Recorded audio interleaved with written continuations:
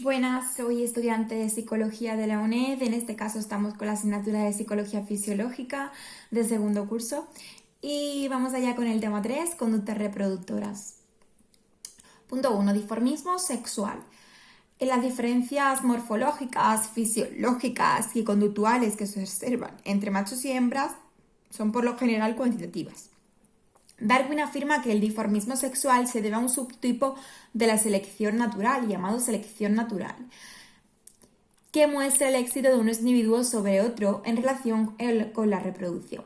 La psicología fisiológica ha llevado a cabo el estudio de los mecanismos cerebrales y neuroendocrinos que controlan las conductas reproductoras a través de modelos experimentales con primates y en su mayoría con ratas. Conducta sexual. El objetivo es transmitir el ADN. La conducta es motivada por estímulos externos unidos a estados internos neuroendocrinos específicos. Existe un impulso, que es el deseo, y un refuerzo positivo, que es el placer, durante la cópula. Y existen dos tipos.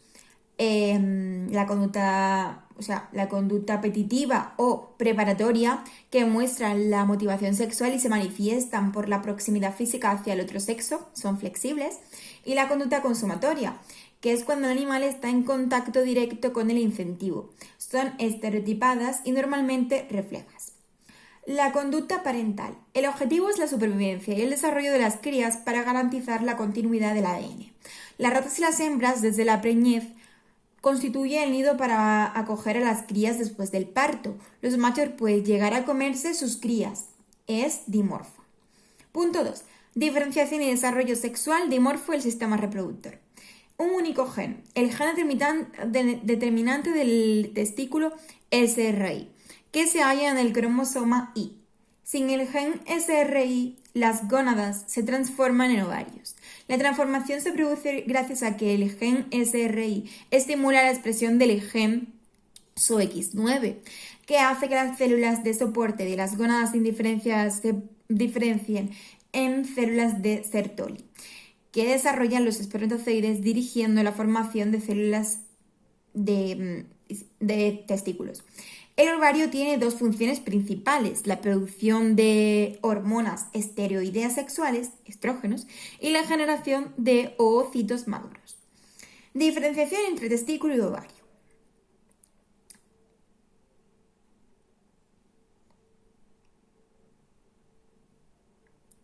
La diferenciación entre el testículo y el ovario es realmente todo lo que he dicho antes, ¿vale? Y la diferenciación y desarrollo sexual dimorfo del sistema reproductor es el que voy a decir ahora. La dotación cromosómica es dimorfa, XX o XY. La determinación del sexo está producida por el cromosoma masculino Y. Esto ha entrado mucho en examen. La presencial del cromosoma Y dirige la diferenciación de las gónadas indiferenciadas bipotenciales hacia el testículo. Produce andrógenos masculinizando el sistema reproductor masculino. Diferenciación de los órganos sexuales internos. Las conductas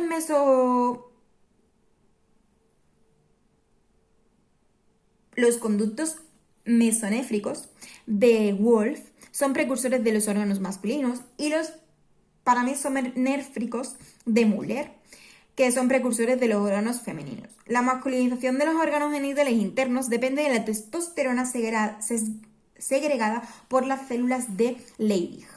En la formación de los conductos de Müller, mujer, se observan genes OX que forman el sistema reproductor interno femenino, impidiendo cualquier formación del sistema masculino. Diferenciación de los genitales externos.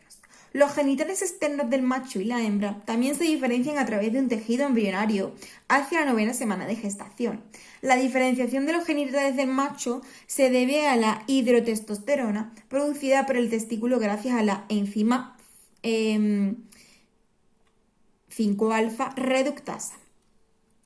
S-alfa reductasa. El síndrome de hiperplasia adrenal congénita se debe a una mutación del gen CP21-2A. Dimorfismo sexual en el cerebro. Punto 3. Mecanismos evolutivos, genéticos y epigenéticos del dimorfismo sexual y la conducta sexual. El cerebro del macho y de la hembra mamífero presenta dimorfismo sexual. Existen dos fenómenos diferentes que controlan la diferenciación sexual del cerebro. Uno es genético y otro es epigenético u hormonal. La presencia o ausencia de testosterona en época embrionaria es esencial. Si en el útero se recibe testosterona, el cerebro se masculiniza. Si no la recibe,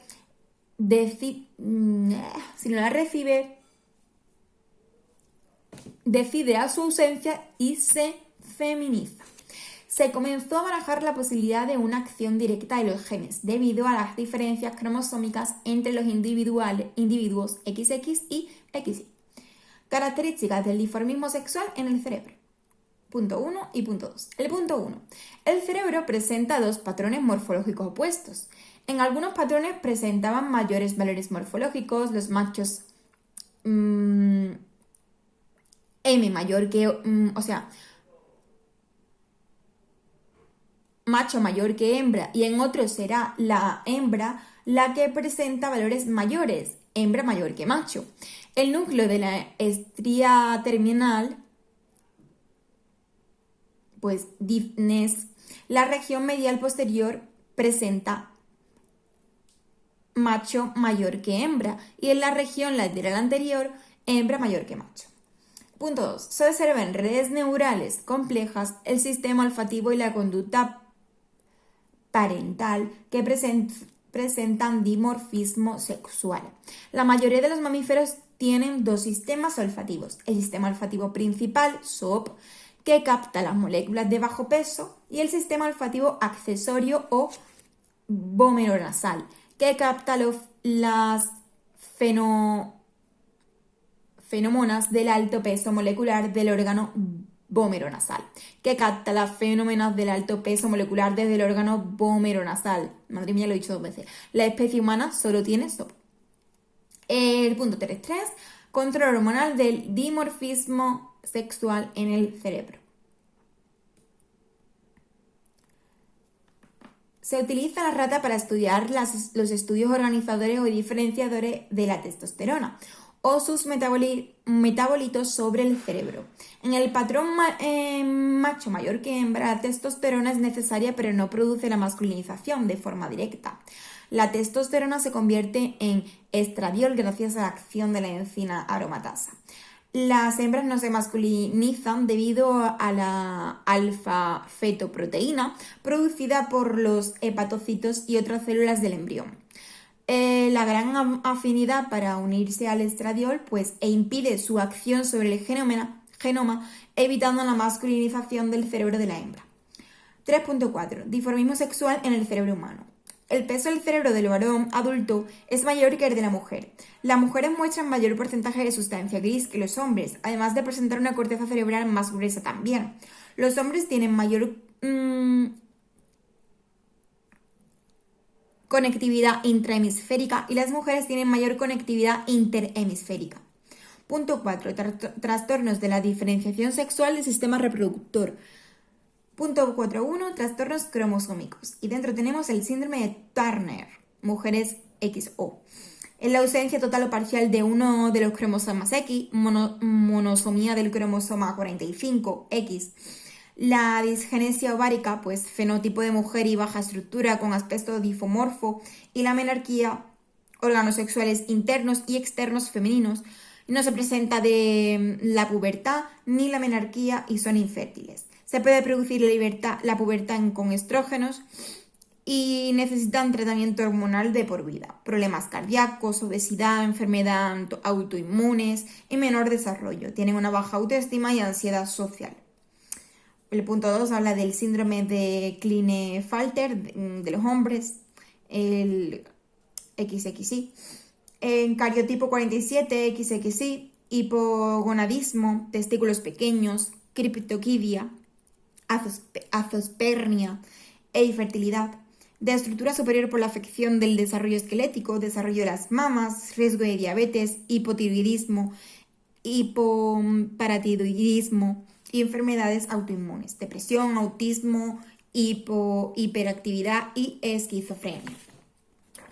En el 4.2 pues tenemos trastornos relacionados con la recepción o el metabolismo de los andrógenos en hombres XY y mujeres XX. Tenemos el síndrome de insensibilidad de los andrógenos del SIA hombres XY, trastornos de resistencia a los andrógenos que produce un fenotipo femenino en el varón XY con testículo. Se produce una quirecosmética e infertilidad durante la adolescencia por una mutación en el gen receptor de andrógenos que se localiza en el cromosoma X. No tienen ni ovarios ni úteros debido a la acción antimulleriana producida por las células de Sertoli en el testículo. La identidad de género es de mujer y la orientación sexual es heterosexual. El segundo sería el síndrome de hiperplasia adrenalina congénita, HAC, de mujeres XX. Tienen altos niveles de andrógenos, se produce desde la vida fetal presentando al nacer cierto grado de masculinización, como la hipertrofia del clítoris o la fusión parcial de los labios mayores. Una pregunta importante del examen, ahora que vamos a entrar a hablar con el punto 5 de la libertad y la pubertad y el desarrollo, es que el inicio de la pubertad se debe a los genes X1 y TAC3. Vale, punto 5, pubertad y desarrollo. En el primer punto hablamos de la caracterización e inicio de la pubertad, de los 9 a 11 años en las niñas y 12 a 14 años en los niños, afectando por factores geográficos y socioeconómicos y hasta ciertos fármacos. En el segundo punto habla del control genético y endocrino en el desarrollo de la pubertad. El inicio de la pubertad es poligenético. Existen dos neuropéptidos, la quispeptina y la neuroquinina, que es lo que he hablado antes. Cuando estas alcanzan las gónadas, son las encargadas de estimular la producción de las hormonas gonadales y testosterona y estradiol. En el tercer punto hablamos de los cambios cerebrales durante la adolescencia, pues hay estudios génicos que se han dirigido a medir el grosor de la corteza cerebral y se han hallado 3 trayectorias de desarrollo dependiendo de la región de corteza estudiada y el número de capas halladas. Las regiones corticales, como la ínsula y la corteza del ángulo, siguen una trayectoria cuadrática, es decir, un incremento seguido por un decremento, o lineales decremento. Y por último, tenemos el punto 6, control neurohormonal de la conducta sexual de la hembra. Tanto la hembra como el macho tienen capacidad para expresar el reflejo de lordosis. En las ratas, a los 6 días de edad, tanto la hembra como el macho sin tratamiento hormonal son capaces de mostrar conductas receptivas como la lordosis, y eso ha entrado mucho en examen, y proceptivas como el movimiento de las orejas si se le estimulan los flancos del cuerpo. En el 6.1 tenemos la activación hormonal de la conducta sexual de la hembra. En roedores, la conducta de lordosis en la hembra debido a la secuencia en la producción de hormonas de las gónadas, estradiol y progesterona, que actúa directamente sobre las células del hipotálamo. Esto ha entrado mucho en examen. La hembra no se masculiniza debido a la A-fetoproteína. En primates, la motivación sexual tiende a coordinar la conducta sexual con la fertilidad, pero hay independencia entre el estado hormonal y la conducta sexual. Las hormonas del ovario activan la conducta sexual de la hembra. En humanos, al igual que en los primates, las hormonas segregadas por el ovario, estradiol, progesterona y testosterona, modulan la motivación sexual de la mujer, produciéndose una disminución importante del deseo sexual cuando la producción cesa. En el 6.2 hablamos de la función organizadora de las hormonas durante la gestación y la época perinatal. En los roedores, el cerebro se organiza prenatalmente masculino y femenino. Si durante ese periodo interfiere la testosterona, el cerebro se masculiniza junto a la conducta sexual. En los primates, androgenizó hembras bebé de macaco durante la gestación. Las hembras androgenizadas prenatalmente muestran pérdida de la conducta sexual, se desfeminizan o se masculinizan. Muestran menor número de las conductas proceptivas y receptividad de las mujeres hembra control. Y receptividad de las hembras control. En los humanos, la ausencia de la testosterona es esencial para el desarrollo y diferenciación del cerebro y la conducta heterosexual femenina. 6.3. Control neural de la conducta de la hembra en ratas. La lordosis es un reflejo somatosensorial que depende de los niveles de estradiol. Tiene un control supraespinal y se organiza en módulos que funcionan de forma jerárquica. El módulo medular habla de que el input sensorial que provoca el reflejo de lordosis es la rata. El módulo vulvar pontino habla de que las ratas espinales a las que se le ha seccionado la médula espinal en las proximidades del bulbo no muestran lordosis. El módulo mesencefálico habla de las lesiones de la sustancia gris central pericuedital del mesencéfalo afectan serenamente a la lordosis, mientras que la estimulación eléctrica la facilita. El módulo hipotalámico, el núcleo ventromedial del hipotálamo, regula la expresión de lordosis a través de los receptores para el estradiol y la progesterona. El módulo prosencefálico, que ha caído mucho en examen, habla de los estímulos olfativos, juegan un papel muy importante para la discriminación de la hembra a la hora de aparearse.